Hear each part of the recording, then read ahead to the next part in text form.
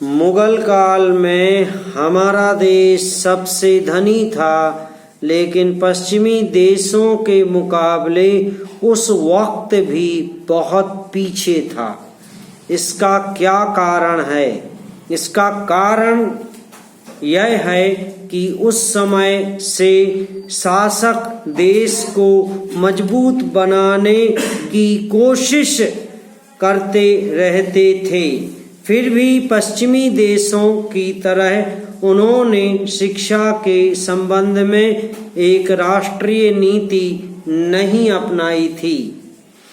पश्चिमी देशों ने काफी पहले विज्ञान को अपनाया, लेकिन हम इस 21वीं सदी में अपनी शिक्षा नीति को बदल भी नहीं सके हैं। आज भी जब वित्त मंत्री जी ने अपना बजट भाषण पेश करते हैं तो उसमें शिक्षा के लिए ज्यादा पैसे की व्यवस्था करना वे जरूरी नहीं समझते। मैं सरकार के माध्यम से यह बात लाना चाहता हूं कि बड़े दुख की बात है कि कई राज्य सरकारें बीते कुछ वर्षों में शिक्षा पर अपने बजट का जो प्रतिशत खर्च करती आई हैं उसमें उन्होंने कटौती की है।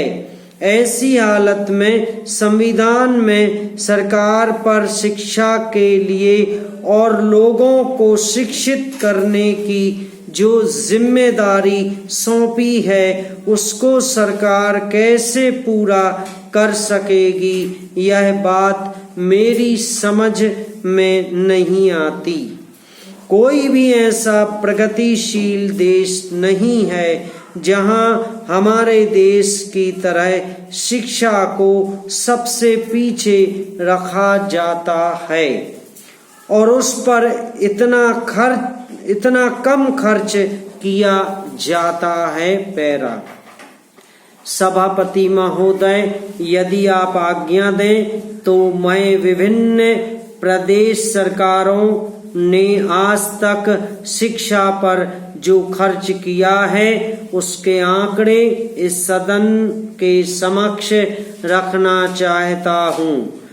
मैं केवल एक निवेदन करना चाहता हूँ कि मुझे अपनी बात कहने के लिए थोड़ा समय और दिया जाए, जिससे शिक्षा जैसे महत्वपूर्ण मद पर बजट की राशि में आवश्यकतानुसार प्रावधान कर राज्यों को आवंटित कर शिक्षा का स्तर सुधारा जा सके। पैरा अध्यक्ष महोदय, हमारे शिक्षा आयोग की रिपोर्ट में एक बात और बहुत अच्छी कही गई है और वह यह है कि हमें अपनी शिक्षा में विज्ञान को अधिक महत्व देना।